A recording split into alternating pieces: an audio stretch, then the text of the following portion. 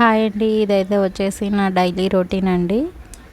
Early morning లేవగానే అండి బాబు దగ్గర పడుకోమని చెప్పానండి మా ఆయనకి. ఎందుకంటే బాబు ఆల్రెడీ నిద్ర లేచున్నాడు. సో అందుకని నాకెందుకో లేవగానే చాలా దాహం వేసిందండి. ఎందుకంటే నైట్ బాబు పాలు తాగుతాడు కదా. సో అందుకని ఏమైనా అనుకున్నాను. ఈ మధ్య రోజు దప్పికవుతున్నాయి అట్లనే. లేవగానే ఒక గ్లాస్ వాటర్ తీసుకున్నాను.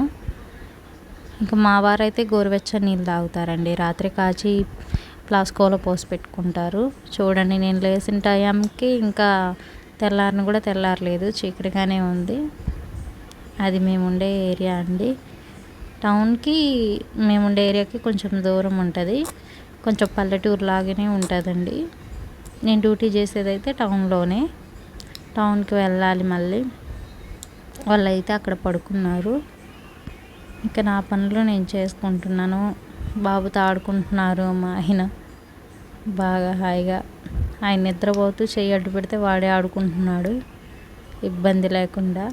నేనైతే రెడీ అయిపోయానండి. ఇంకా పనులన్నీ చేసుకొని నేను టిఫిన్ దోశ తిన్నాను మార్నింగ్.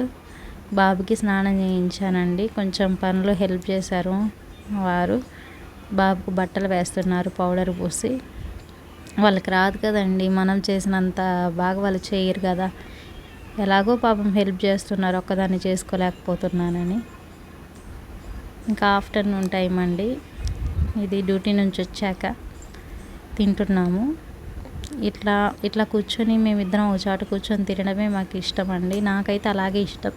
ఇలా మీకు ఎంతమందికి ఇలా ఇంట్లో ఎంతమంది ఉన్నా అలా కూర్చొని తినడం ఇష్టం? మేము అమ్మమ్మ ఉన్నప్పుడు కూడా ముగ్గురం ఇలాగే కూర్చొని తినేవాళ్ళం. రేపు బాబు పెద్ద అయినా కూడా ఇలాగే కూర్చొని తింటాం. అంత ఇష్టం అండి నాకైతే. సింగిల్గా తినడం ఇష్టం ఉండదు. ఎందుకంటే మార్నింగ్ అంటే ఇంకా తప్పదు, అలాగే తినాలి. ఇదైతే ఈవినింగ్ టైం అండి. ఈవినింగ్ టైం నేనైతే పచ్చడి చేసుకొని తిన్నాను. మా వారైతే మజ్జిగన్నం తినేసి నీళ్లు పడుతున్నారు. బాబునైతే ఉయ్యాల్లో వేశానండి. థ్యాంక్స్ ఫర్ వాచింగ్ అండి.